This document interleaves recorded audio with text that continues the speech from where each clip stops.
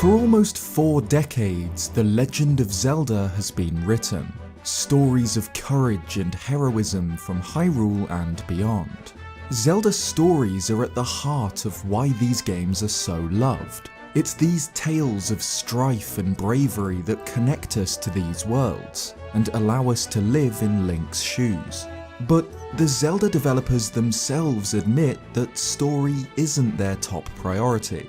Gameplay mechanics come first, story second, and that's how it's always been done.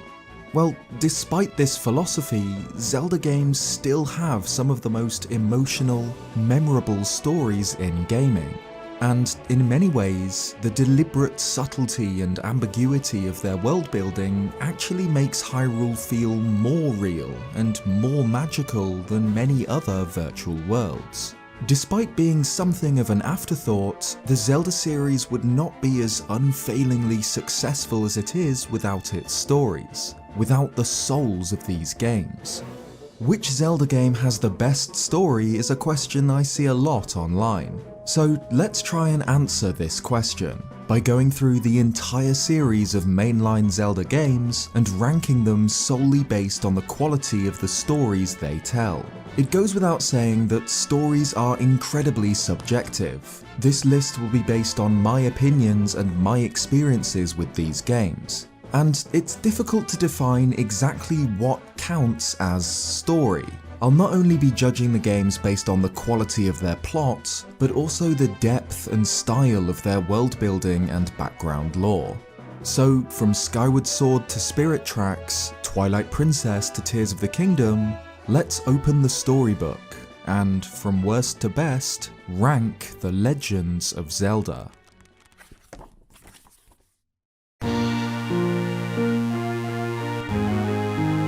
Four Swords was the first multiplayer Zelda, designed for the Game Boy Advance by Capcom, and came attached to the GBA port of A Link to the Past. The game is incredibly sparse when it comes to story. It begins with Zelda and Link travelling to check the Four Swords seal on Vati, an evil sorcerer who had been sealed within the blade long ago. And wouldn't you know, the seal suddenly breaks, releasing the Wind Mage once again. Vati kidnaps Zelda, planning to make her his bride, and Link picks up the Four Sword, splitting him into 4 identical copies. Throughout the game, the Links gather the keys to Vati's palace, until they eventually defeat the sorcerer, rescue Zelda, and bring peace to Hyrule once again. The focus of Four Swords obviously isn't on storytelling, and the game's plot is probably the most uninteresting in the series.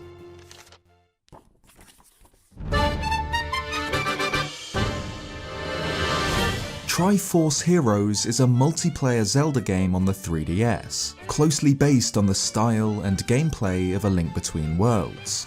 It's without a doubt the strangest entry in the series, with a plot that revolves around fashion. The game is set in Hytopia, a kingdom somewhere to the north of Hyrule, whose Princess Styla has been cursed to forever wear an ugly jumpsuit by the game's villain, Lady Maud, who was jealous of the princess's unrivaled fashion sense. Link, along with 2 doppelgangers, embarks on a quest to find the perfect outfit for Princess Styla, to break the curse and restore peace and fashion to Hytopia. It's the least serious story in the main Zelda series, which makes sense for a light-hearted multiplayer game like Triforce Heroes. It does what it needs to do, and gives context to the Link's adventure and a reason for the game's outfit mechanic, but that doesn't stop it being too silly to take seriously.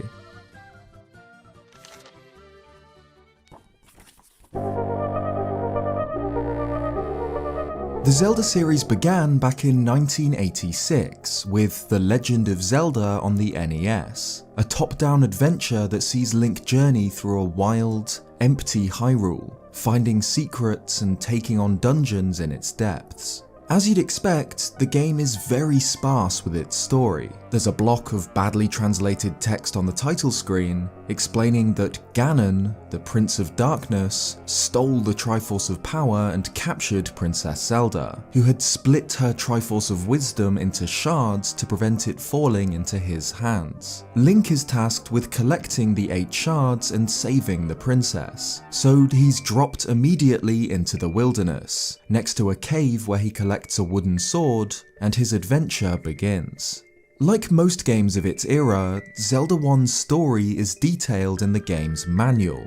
This booklet gives a lot more context to the game's events, explaining how Zelda, after splitting her Triforce piece, asked her nursemaid Impa to find a hero. She was captured by Ganon's minions, but saved by Link, who decided to journey into Hyrule to save Zelda and destroy Ganon. Which he does, by collecting the Triforce of Wisdom from the dungeons and finding the silver arrows. Link is able to defeat the Prince of Darkness and rescue the Princess of Hyrule.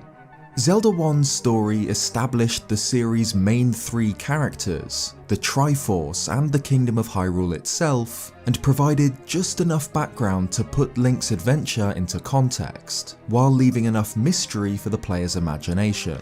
It's exactly what it needed to be, but as it's the simplest story of them all, I can't really justify placing it any higher than this.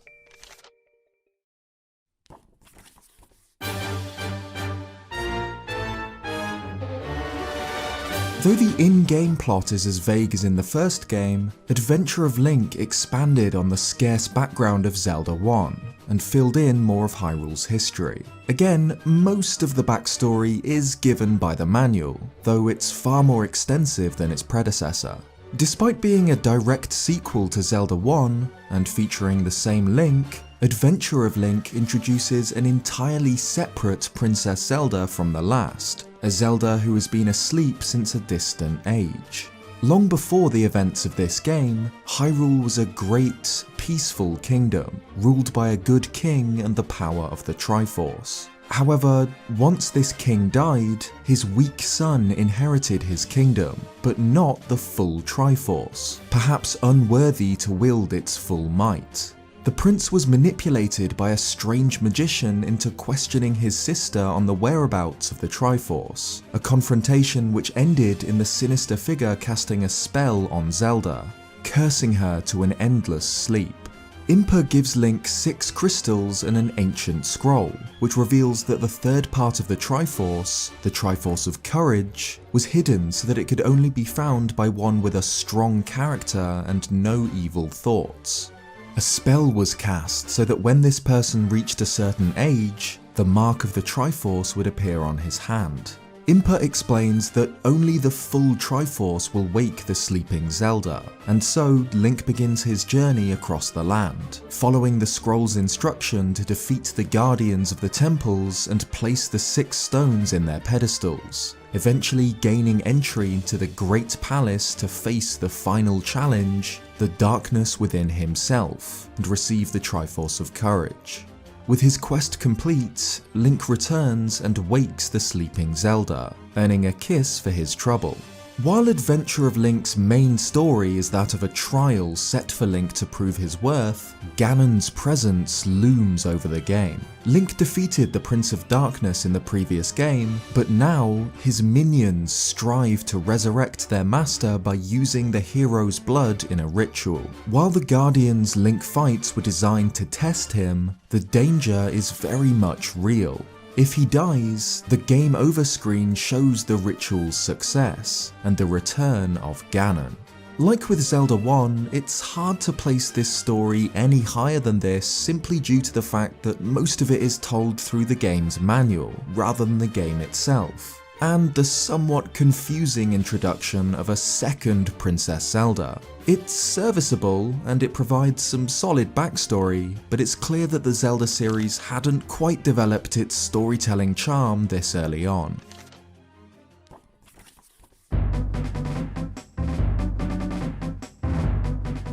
Four Swords Adventures begins with a legend, a tale from long ago when an evil sorcerer named Vati terrorized Hyrule and kidnapped beautiful girls. According to the story, a hero that took up a magical sword that split him into four and defeated Vati, sealing him within the blade. After many ages came the events of the first Four Swords game, where Vati broke free of his seal and kidnapped Princess Zelda.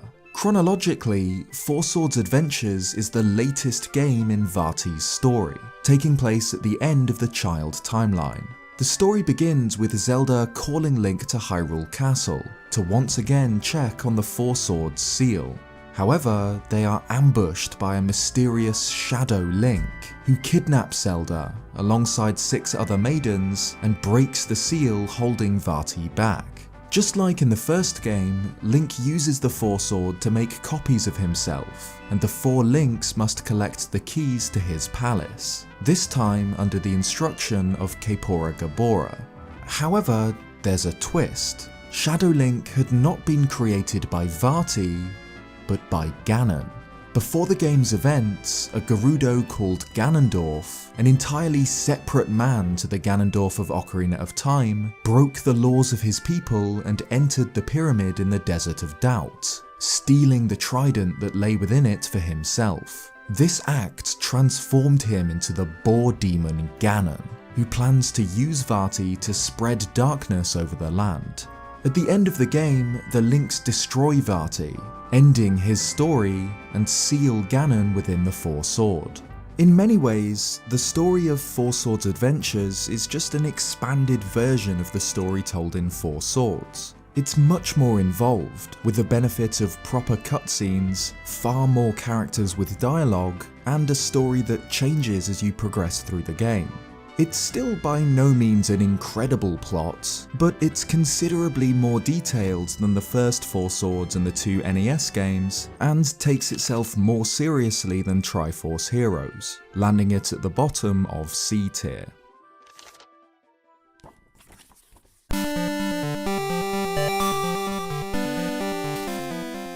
Oracle of Seasons is set in the distant land of Holodrum. Link has been sent here by the Triforce itself, in a rare example of the artifact showing some sort of sentience, and as soon as he arrives, it falls into chaos. The evil General Onox captures the Oracle of Seasons herself, Din, and sinks the Temple of Seasons into the underworld, a subterranean land called Subrosia. This act sends Holodrum's seasons into disarray.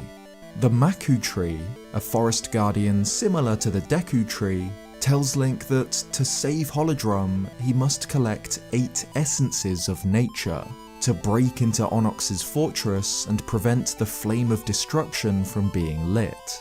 Despite its charm, Oracle of Seasons' story is very simple, with a less interesting villain and setting than Oracle of Ages. The stories of both games are improved when they're played together for the linked ending, which I'll cover soon, but it's not enough to place this any higher.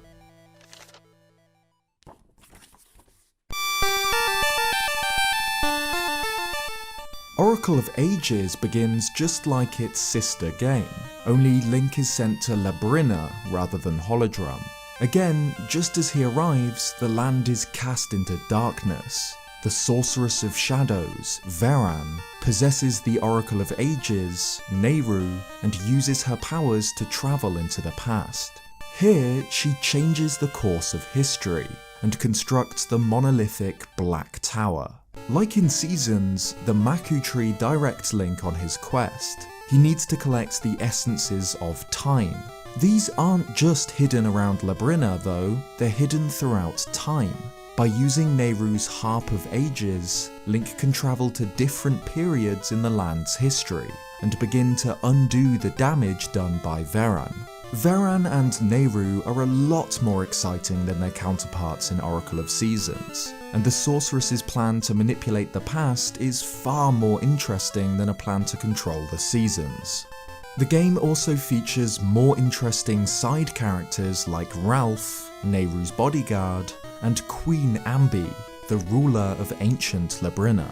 While Oracle of Seasons focuses more on combat, Oracle of Ages has an emphasis on puzzles and on plot, and is a much deeper, richer experience for it. But like I said with Ages, these games really shine when played together. Using the password system, players can unlock the linked ending and the story's final twist, giving context to the villain's schemes. Veran and Onox are revealed to be pawns of Twinrova, the witches from Ocarina of Time, and the chaos they caused in Labrynna and Holodrum have been orchestrated to light the flames of sorrow and destruction in a bid to resurrect their master, Ganon. In the linked game, the witches kidnap Princess Zelda, intending to sacrifice her and light the third flame, Despair, to complete the ritual. Link interrupts their sacrifice, however, and Twinrova are forced to become the vessel for the sacrifice themselves, resulting in a botched resurrection of a mindless, bestial Ganon in the end. Overall, neither the story of Ages or Seasons are particularly memorable, but Ages is by far the better of the two.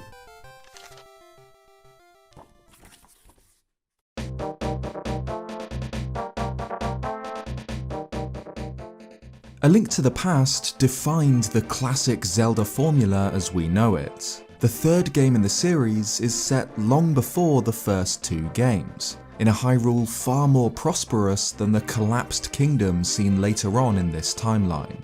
A Link to the Past's story is still a simple one, though far more in-depth than the games that came before it. Set long after a conflict known as the Imprisoning War, where Ganon, along with the full Triforce, was sealed in the Sacred Realm by 7 wise men as a last resort. Even when sealed beyond the fabric of reality, however, Ganon is cunning. He creates an alter ego in the Light World, the wizard Aghanim, with which he manipulates and overthrows the King of Hyrule, and kidnaps its princess. After Link rescues Zelda from Hyrule Castle, collects the 3 pendants and discovers the Master Sword, the truth is revealed. He is sent to the Dark World, what has become of the Holy Sacred Realm, where he must thwart Ganon's plan by saving the descendants of the sages who had sealed the Demon King long ago, and defeat him in single combat. This leads Link to the Triforce itself, and he wishes to undo Ganon's evil and restore Hyrule to its former glory. A Link to the Past story is still quite simple, but a lot more happens in the game itself compared to its predecessors. The game's manual still serves to supplement it, but this time with additional details rather than the plot itself. It's nothing truly outstanding or memorable, but it's a serviceable plot for the game, giving us a solid history for the best iteration of Hyrule so far, and genuine stakes for Link's quest.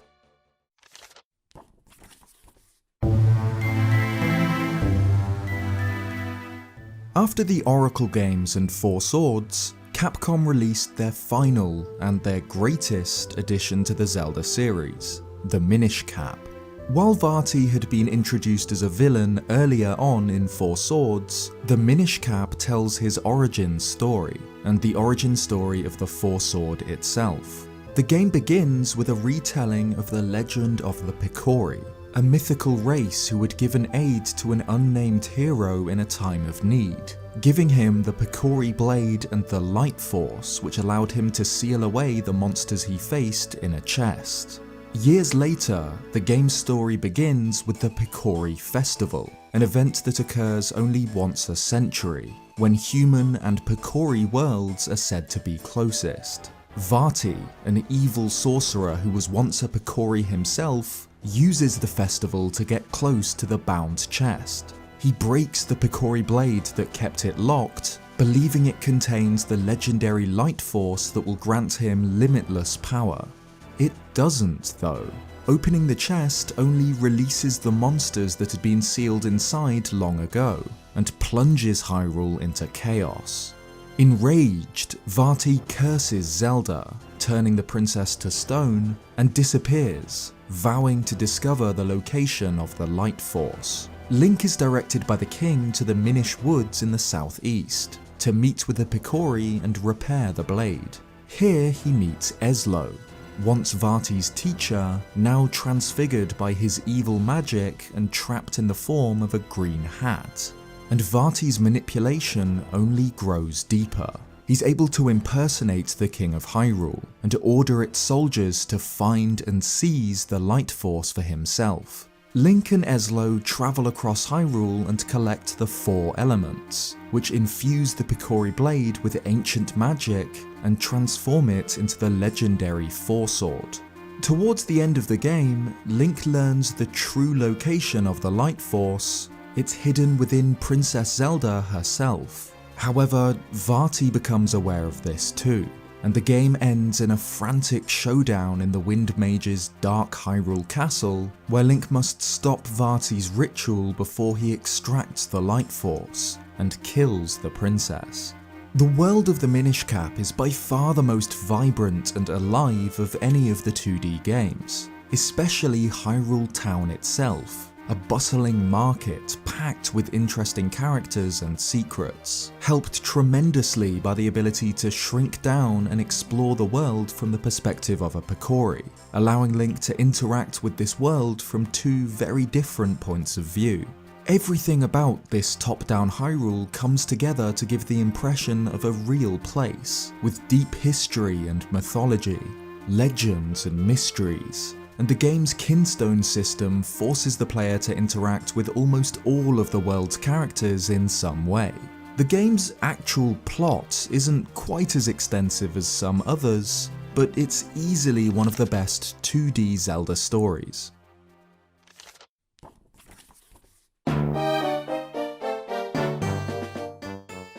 Phantom Hourglass is one of very few direct sequels in the Zelda series, following on immediately from the end of the Wind Waker. The game even begins with an adorable retelling of that game's events, made by Nico out of paper cutouts. On their quest for distant lands, Tetra's crew encounter a ghost ship, notably a different ghost ship to the one from the Wind Waker, which manages to capture Tetra. Link falls into the sea and washes up on an island in the world of the Ocean King, a parallel world to the Great Sea he had been sailing across. Guided by Ciela, an amnesiac fairy, Link is faced with not only tracking down the ghost ship and rescuing Tetra, but understanding what exactly the world of the Ocean King is. The game's main villain isn't introduced until much later on in the story. Bellum, the evil phantom, a spectral parasite that drains life force from its victims. The ghost ship was a creation of Bellum, a trap designed to snare victims on whom it could feed. As the story progresses, Link begins to understand the truth. Ciela discovers her true identity as the spirit of time and courage, and Oceus is revealed to be the Ocean King himself, a godlike being who once ruled this world until he was defeated by Bellum. Central to Link's journey is his dynamic with Captain Linebeck, a treasure hunter motivated primarily by greed and self-preservation. He initially refuses to help Link when it seems that there would be no treasure in it for him, only agreeing to on the promise of a wish from Oceus. Over the game, however, their relationship evolves from mere utility to genuine camaraderie. Linebeck's selfishness and false bravado contrasts well with Link's inherent courage, and his arc is one of the most satisfying parts of the game's story. While the game's plot is relatively linear, and isn't on the same level as the larger Zelda stories like its predecessor, the world of the Ocean King's many islands and wide cast of relatively interesting characters, coupled with the central plot of unraveling the secrets of the ghost ship and the Ocean King, make for an engaging narrative with a surprising amount of heart.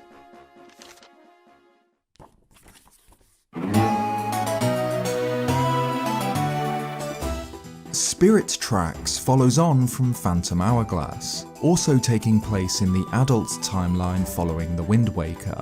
However, Spirit Tracks is set 100 years after Phantom Hourglass, meaning that most of the original cast of characters are long gone. With the exception of Nico, that is. The youngest pirate of Tetra's crew lives on, now an old man. The game begins with Nico enthusiastically telling the story of New Hyrule, a land discovered by Tetra and the Hero of Winds during their great voyage, with picture books, just like he did in Phantom Hourglass. Chancellor Cole, an advisor to Princess Zelda, secretly works against her.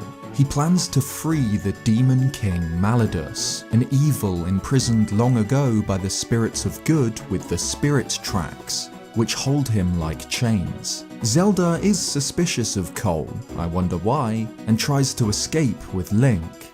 But in a surprising turn, Zelda dies, or rather, her spirit is separated from her body. Only Link can see her, so in this game, Zelda herself is his companion. Spirit Tracks is defined by this partnership, something so unique for the series, but so brilliant. As a phantom in the Tower of Spirits, Zelda is no longer just a damsel in distress, but an active participant, aiding Link in solving puzzles and fighting enemies. Their dynamic is both heartwarming and comical, providing both depth and levity to the narrative. Under the guidance of Angian, one of the Lokomo, a race closely connected to the spirits of good, the pair learn that to stop Malladus, they must restore the spirit tracks that can bind him and lock him under the Tower of Spirits.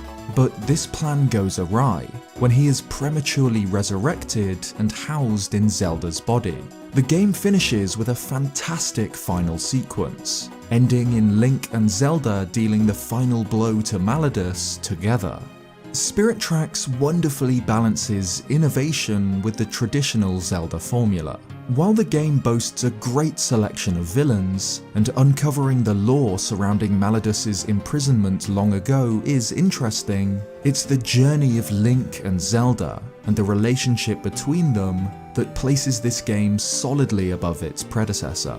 The story is supported by a solid cast of characters, a particular highlight being Byrne, Chancellor Cole's assistant, who is betrayed and changes sides to join the fight against Malladus. As a handheld Zelda game, its story still isn't quite as deep or as gripping as the main console entries, but that doesn't stop it being a quirky, charming adventure.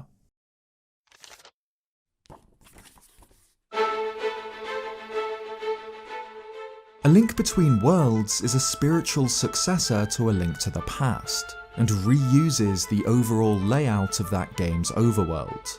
It reuses the Dark World too, by introducing Lorule, a mirror version of Hyrule, a separate, parallel kingdom. While Hyrule is still bright and prosperous, Lorule has become a wasteland, infested with monsters and crumbling into bottomless chasms.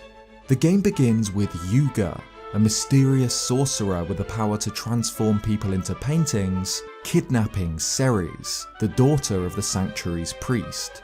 Link is visited by Ravio, a strange merchant hooded in a purple rabbit suit, who gives him a bracelet, which grants him the ability to merge with walls like Yuga. Link meets with Zelda, and it's revealed that Yuga is hunting the descendants of the Seven Sages, just like Aghanim did in A Link to the Past. And just like in that game, Link gathers the 3 pendants, pulls the Master Sword, and enters another world. In Lorule, Yuga's plan is revealed. He uses the paintings of the imprisoned sages to resurrect none other than Ganon, and merges with the beast to gain control of his Triforce of Power. Just as defeat seemed certain, Link is saved by Princess Hilda, Zelda's Lorulean counterpart, who asks Link to rescue the remaining sages and save both worlds from Yuga. Completing the game's dungeons and freeing the sages grants Link the Triforce of Courage, and he returns to Lorule Castle triumphant. But there's a twist. Princess Hilda is revealed to be behind Yuga's attacks. She plans to take Hyrule's Triforce and use it to restore Lorule to its former glory. She explains that, long ago, Lorule had its own inverted Triforce, but it was destroyed to free the land from the conflict it caused. But this didn't work. The Triforce had been the foundation for the world's stability, and its destruction collapsed Lorule. Hilda and Yuga's plan was one of desperation. They need Hyrule's Triforce, or their parallel kingdom is doomed. The princess seizes Zelda's Triforce of Wisdom and orders the fusion of Yuga and Ganon, now called Yu-Ganon, to take the Triforce of Courage from Link and complete the artifact. Midway through the final battle, however, Yu-Ganon betrays Hilda, taking her Triforce of Wisdom and adding it to his Triforce of Power, intending to use the complete Triforce for his own sinister purposes. The climax of A Link Between Worlds is genuinely brilliant, with twist after twist that puts the game's events into context. After Yu-Ganon is defeated, Ravio arrives at the castle, revealing himself to be Link's Lorulean counterpart, the missing part of the Lorulean trio. While the game itself shares a similar structure with A Link to the Past, the story of A Link Between Worlds is far more involved. The concept of a parallel kingdom is excellent, and the counterparts of Link, Zelda, and Ganon are all great characters who lack the defining traits of the classic trio. Ravio is a coward, Hilda is a fool, and Yuga lacks power before merging with Ganon. It's somewhat disappointing how little Ganon himself affects the story. He is relatively mindless and takes a backseat to Yuga, doing little more than providing the Triforce of Power and a monstrous new body for the wizard, but I think that if Ganon was more prevalent in the story, it would risk overshadowing this game's brilliant new villain. A Link Between Worlds really makes you sympathise with Lorule's plight, and Link and Zelda's decision to restore their Triforce after Yu-Ganon's defeat is the perfect ending.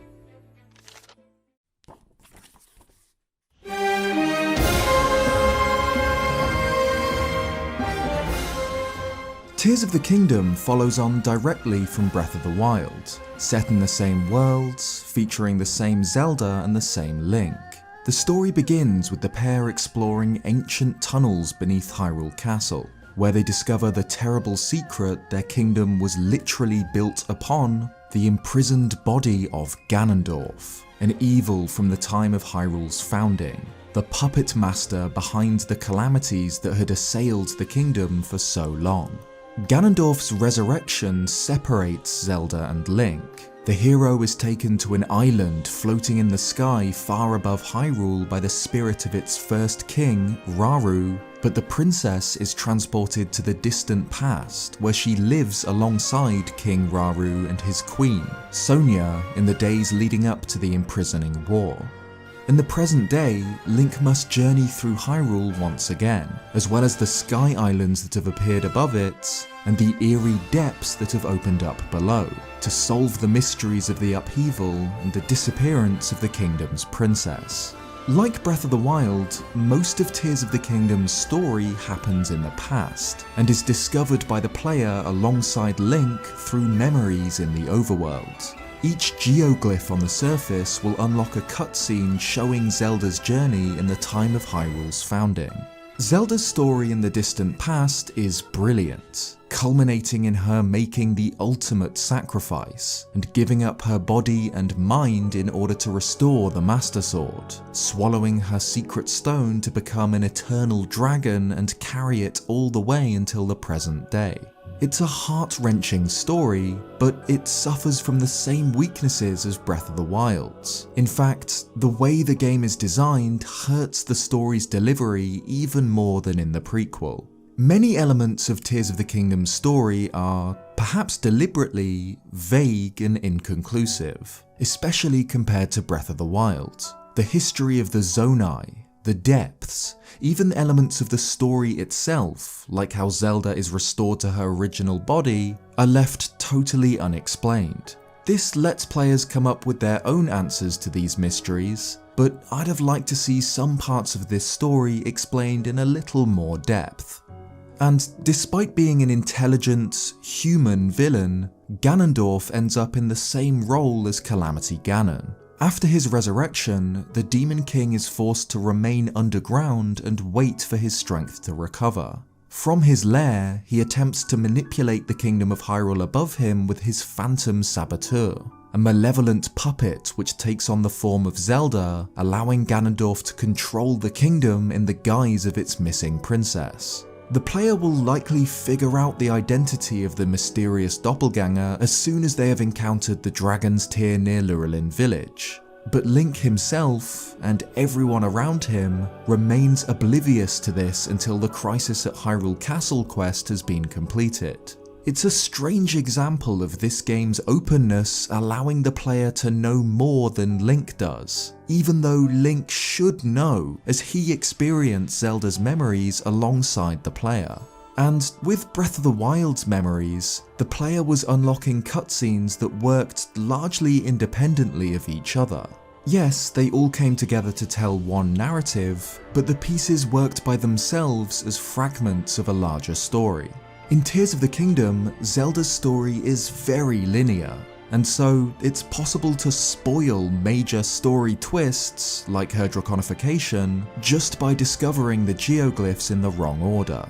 Which, in a game designed to let you explore anywhere at any time, isn't particularly great. While the stories of Breath of the Wild's Hyrule's fall to the Calamity and Tears of the Kingdom's ancient imprisoning war are told in the same way, Breath of the Wild's is much more effective. A big reason is the fact that Hyrule itself tells its own story. The ruins of Akala Citadel and Fort Hateno, the ruined villages and crumbling Hyrule Castle all give the player a window into the history of this world that supplements the story told through its memories and by the champions.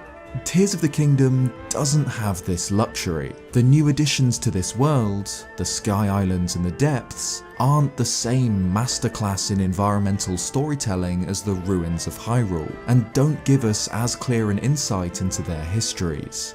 On paper, Tears of the Kingdom's story is solid. The separation and reunion of Zelda and Link is a great emotional hook, and the game really sells their relationship, and really makes you care about the missing princess. When this story is at its best, it truly is among the strongest in the series, but it's let down in too many ways for it to rank above any other 3D Zelda story in my opinion. It's something I'll definitely talk about in more detail at some point, as it's something I'm still very conflicted on, but for now, Tears of the Kingdom ends up in B tier.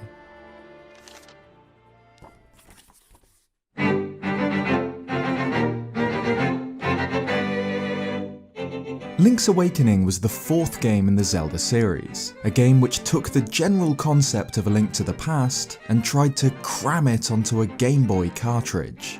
And it succeeded. In 3 words, Link's Awakening can be described as simple, weird, and wonderful, and the same can be said for its story. Despite its simplicity, Link's Awakening manages to tell a story that sticks with you long after finishing the game. While at sea, Link is caught in a great storm, which wrecks his ship and leaves him adrift in the ocean until he washes up on the shores of Koholint Island. A strange owl greets Link and instructs him to collect the 8 instruments of the Sirens, each housed in a dungeon and guarded by one of the Shadow Nightmares, in order to wake the Windfish.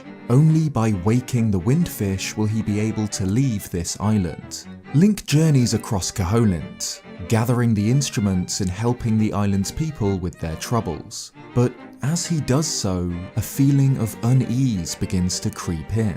What actually is Koholint Island? What is the Windfish? And why can't Link leave without waking it? Around halfway through the game, in the Southern Face Shrine, Link learns the truth. Koholint, and everyone who lives on it, is just a dream, an illusion, a scene on the lid of a sleeper's eye. An ancient tablet warns that, should he wake the dreamer, the island will vanish. Link is now faced with a dilemma. His quest to collect the instruments, to wake the Windfish and escape the island, will doom Koholint and everyone on it to vanish into nothingness. Every person he has helped, everyone he has befriended, will cease to exist should he finish his journey, including Marin. Marin is the game's emotional hook. She is the first person to find Link, unconscious on the sands of Taronbo shores. Over the course of the game, the pair form a friendship. It's made painfully clear that, while she is little more than a figment of a dream, she has hopes and dreams. She wonders what it would be like to be a seagull, to escape Koholint Island and fly to distant lands. Marin forces the player to question just how real the people in this dream are, and whether he has the right to wake the sleeper. To finish his quest, Link must end Marin's existence. At the end of the game, Link wakes the Windfish, a deity whose dream had created an entire world. And as the Southern Face Shrine had warned, this erases Koholint Island. The monsters on the shore, the quiet people of Mabe Village, even Marin herself, cease to exist. The game's villains, the Shadow Nightmares, had planned to keep the Windfish dreaming forever, to live inside its dream as masters of an illusory world. So in some ways, Link acts as the villain here, forced to make an impossible decision. There's even a secret, alternate ending. If the game is completed with 0 game overs, then as Link wakes to find him once again adrift at sea, he spots a seagull flying high above the water, together with the ghostly image of Marin. Perhaps Koholint was something more than just a dream. Marin got her wish and can now fly to distant lands.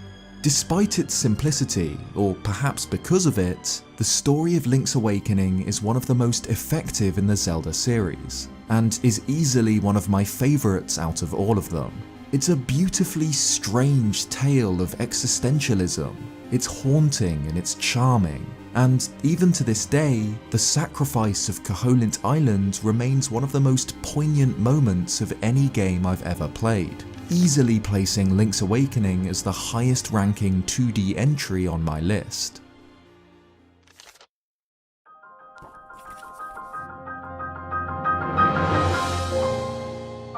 Breath of the Wild redefined what it meant to be a Zelda game. In fact, deliberately breaking series conventions was one of the developers' most important goals with the game. This meant unshackling Zelda from the traditional formula that had been defined by Ocarina of Time and A Link to the Past, and becoming something truly open and free, where players could go anywhere they wanted, anytime they wanted. Naturally, this drastic change in structure meant that Breath of the Wild's story needed to change with it. A linear story like that of Skyward Sword wouldn't work this time around. So instead, Breath of the Wild makes piecing together its story a reward for exploring its world, through unlocking Link's lost memories, each playing a cutscene of his life before the calamity. Breath of the Wild takes place 100 years after an apocalypse, when the return of Calamity Ganon burned the Kingdom of Hyrule to the ground. Its armies were broken, its towns and villages crumbled, and even Link fell against hordes of corrupted guardians under Ganon's control. 100 years later, Link emerges from the Shrine of Resurrection into what remains of his kingdom, though he cannot remember it. Having been robbed of his memories by his restorative slumber, he must journey through the wilderness that was once Hyrule, adventuring through ancient ruins and proving his worth in Sheikah trials, until he's strong enough to finish a battle 100 years in the making, and free Hyrule from Ganon's grasp. As Link begins to relearn the story of Hyrule's fall, the player learns alongside him. Breath of the Wild's story is often criticised for being far more subtle than that of other Zelda games, which is a criticism I understand and share to some extent. It doesn't take you through an elaborate plot full of twists, because everything interesting has already happened. But despite that, this world, this iteration of Hyrule and its rich history, is just so well realised. The story of this kingdom's struggle in the years leading up to, and during, the Great Calamity is a perfect tragedy. The stories of the four champions rising to defend their races, of King Rome's struggle to put the safety of his country before his own daughter, and of course the story of Zelda and Link, the troubled princess and her silent knight. So, though the way the story is actually delivered leaves something to be desired, and the game doesn't feature a gripping plot that the player can involve themselves in, learning the history of this iteration of Hyrule is a perfect reward for exploring it. Breath of the Wild is a game about loneliness and loss, about a broken hero literally exploring the repercussions of his failure 100 years ago, and finally rising to face the evil he was destined to fight. Breath of the Wild's universe is a truly wonderful, magical one, and it's a story I've only come to appreciate more over time.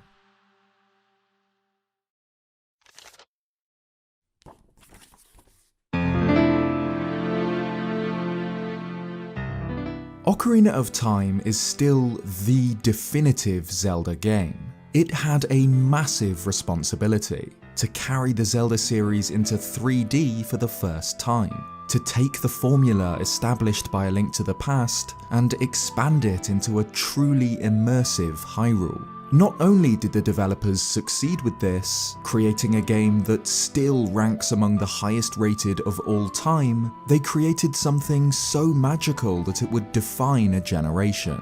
Ocarina of Time begins in the enchanted Kokiri Forest, a town of tree houses and wooden huts where a clan of forest spirits live, all under the watchful eye of their guardian deity, the Great Deku Tree.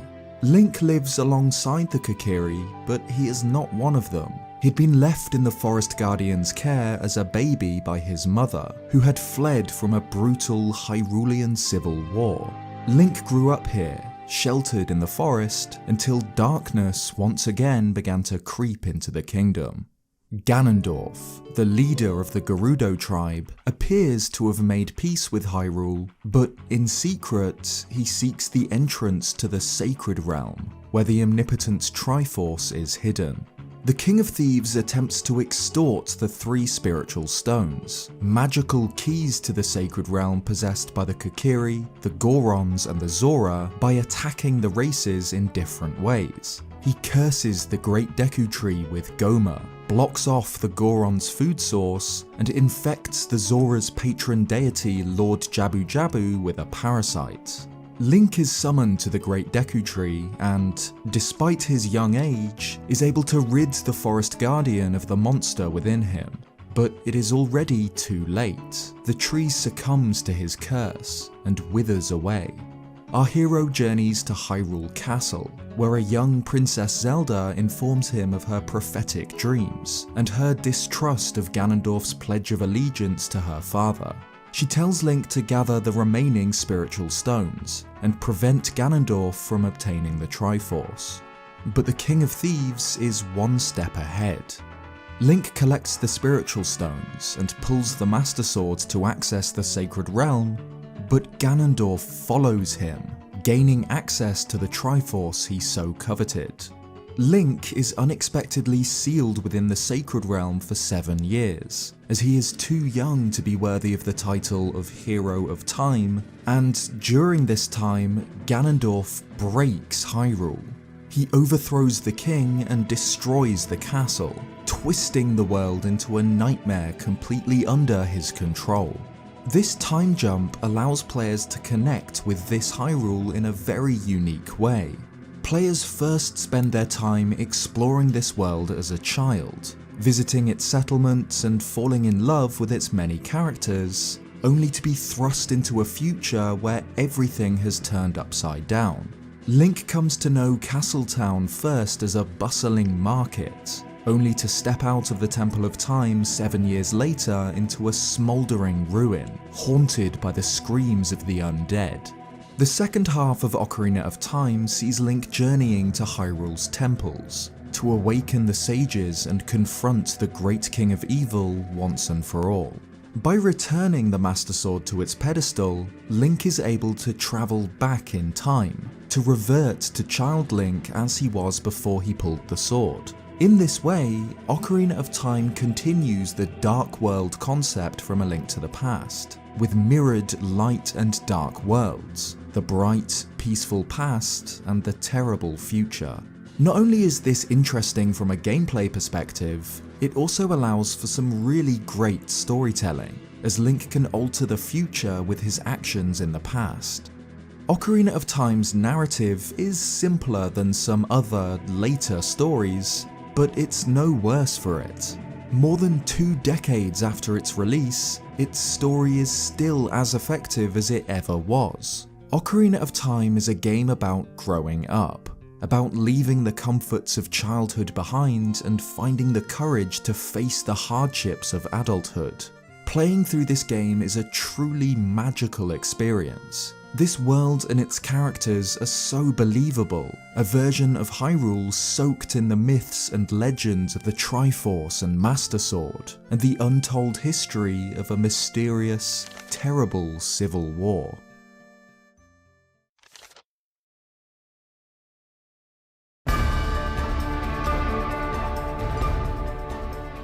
Skyward Sword serves as the origin story of the Zelda timeline, establishing the birth of the legend.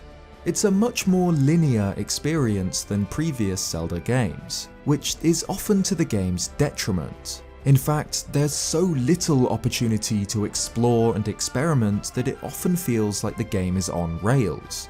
However, this linearity allows for one of the most emotional, gripping stories in the series. Skyward Sword's backstory explains that, long before the events of the game, there was a terrible war.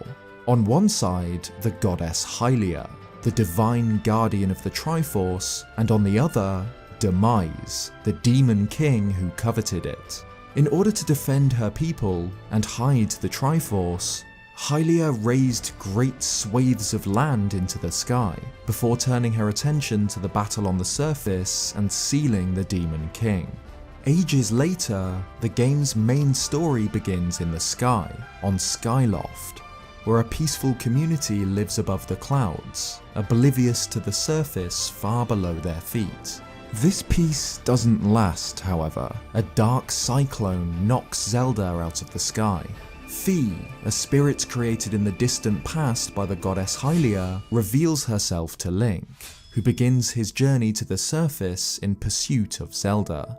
Over the course of the story, both Link and Zelda learn their places in this legend. Link as the goddess's chosen hero, a warrior eons in the making designed to oppose the Demon King, and Zelda as the mortal reincarnation of the goddess herself. The story utilizes time travel for some of its biggest twists, like the revelation that Impa, the servant of the goddess who serves as Zelda's companion, and the old lady at the sealed grounds who guides Link are in fact the same person at different points in time, or Zelda's decision to seal herself for thousands of years to ensure that Demise remains imprisoned. While the story of Skyward Sword deals with world-changing events like the rebirth of evil's origin, its characters are well-rounded and easy to connect with. Zelda and Link's relationship here is among the best examples of the pair in the series, and Groos's transformation from an insecure bully into a genuine hero is fantastic. As Zelda's origin story, Skyward Sword is the foundation of many of the series' classic elements. It tells the story of the forging of the Master Sword, the beginnings of the royal family's divine bloodline, and, at the very end, the start of the endless cycle of bloodshed that would plague the kingdom for the rest of time. Because the game eschews exploration and restricts the player's freedom, they're always in the middle of this story, constantly chasing Zelda across the surface, then working towards realizing Hylia's great plan. This is something absent in both Breath of the Wild and Tears of the Kingdom, in which Link's journey is just the ending of a larger, more interesting story. And while Ocarina of Time's story deals with deeper themes, the length and grandeur of Skyward Sword earns it a higher place on my list.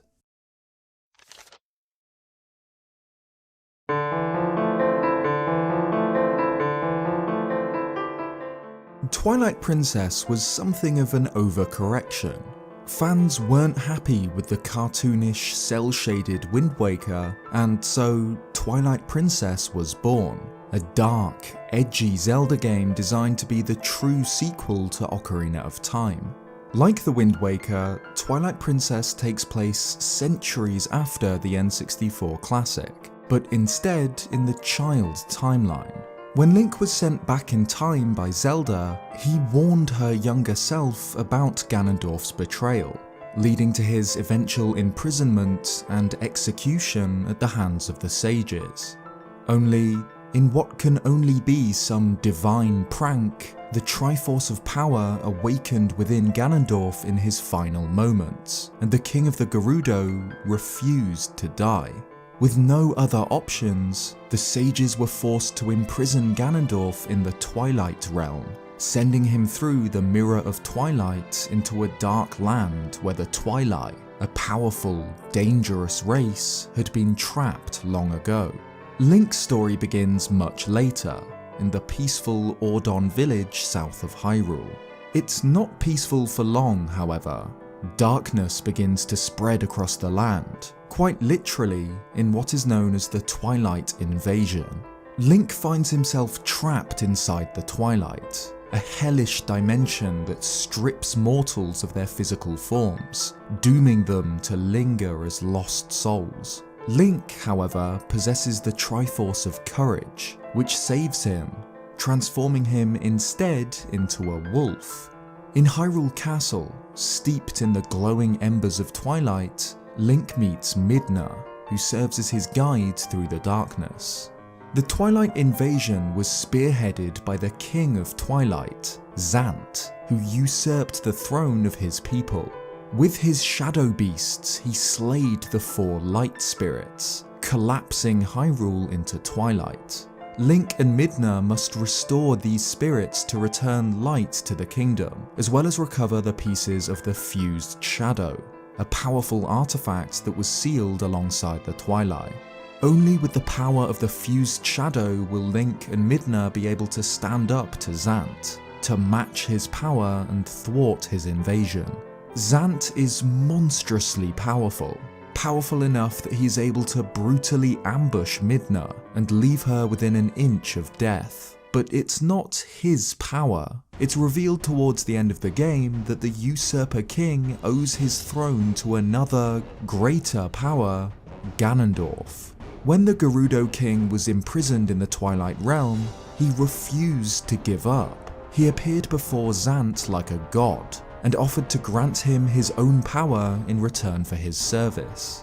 So, in a twist ending, Ganondorf is revealed to be the true architect of the Twilight Invasion, a last-ditch attempt to claim the kingdom he coveted. Twilight Princess's story is absolutely one of the best in the series.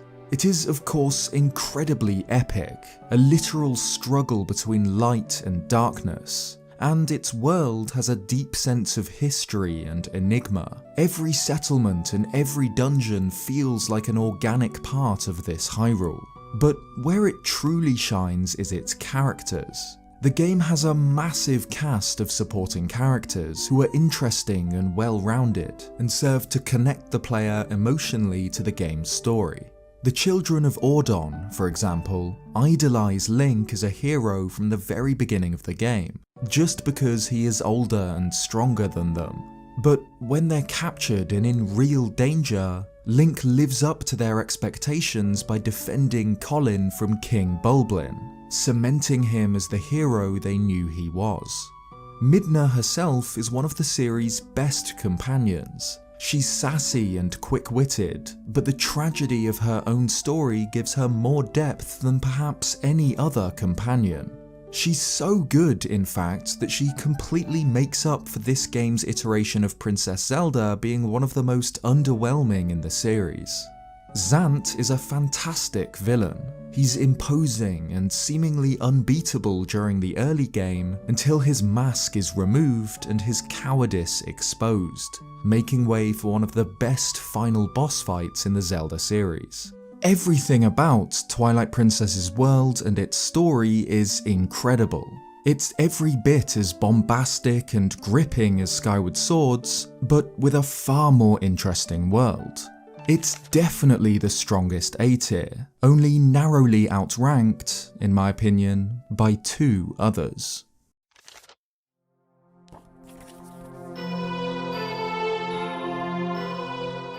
Majora's Mask is the direct sequel to Ocarina of Time, following the hero of Time's journey after he was sent back to the past by Princess Zelda once Ganon was defeated.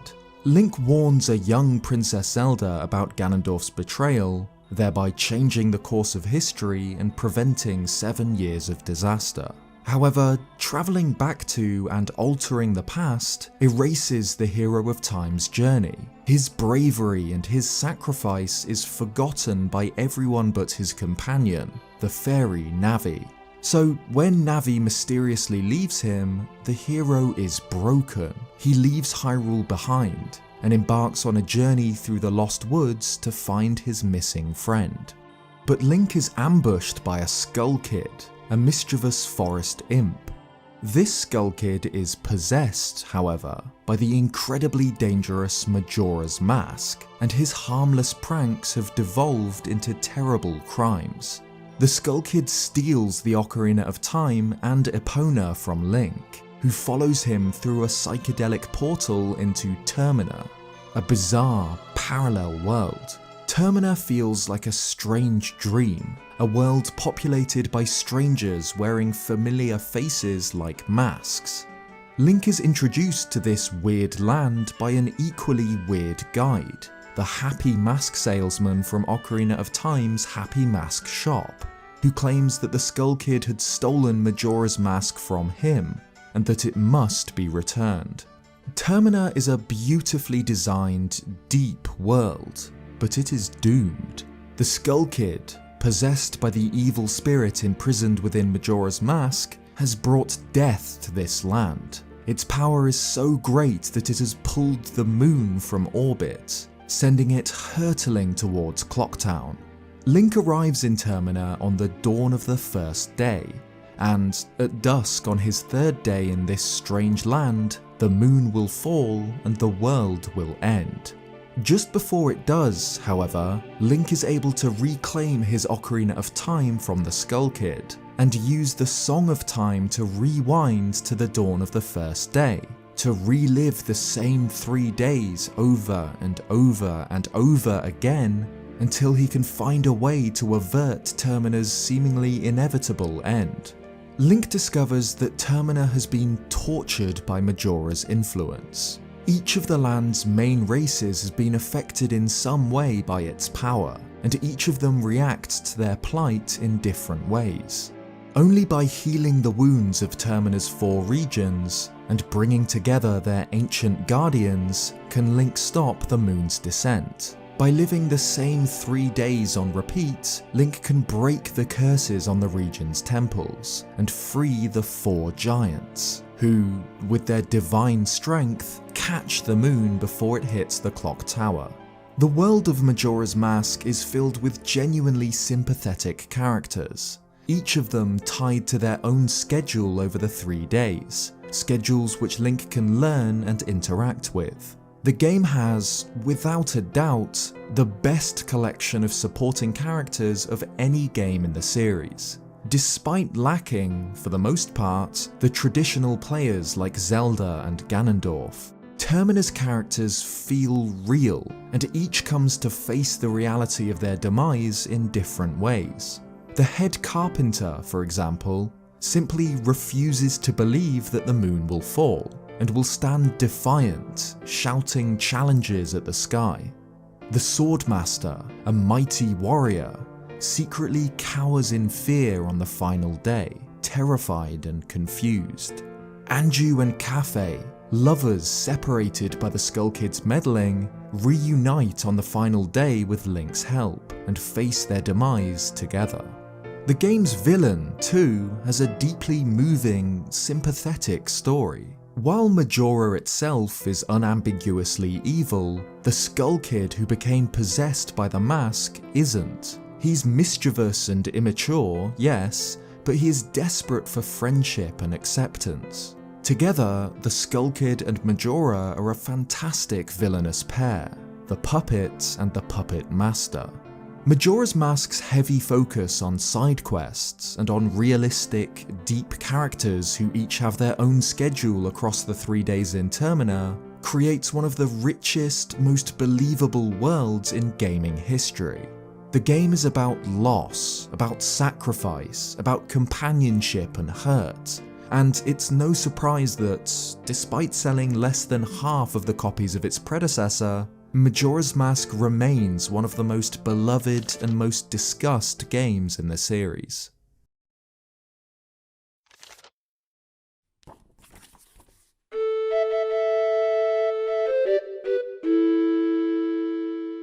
Like Breath of the Wild, The Wind Waker is set long after an apocalypse. The game takes place across the many islands of the Great Sea, a vast, strange ocean that hides a secret in its depths. The ancient kingdom of Hyrule is drowned beneath it, forgotten on the sea floor. Long after Ocarina of Time's adult ending, where Ganon was sealed by the sages, the King of Evil returned to Hyrule, laying siege to the kingdom in a blazing fury. Its people waited for the hero of time who had saved them before to return, but he never did. Hyrule was alone, and so, in the kingdom's darkest hour, the gods were forced to seal Ganondorf and his magic, sending forth a great flood which would bury the Gerudo's ambitions beneath the waves of a new ocean. Hyrule's mountaintops became islands, and the kingdom below them was all but forgotten. That was until Ganondorf returned.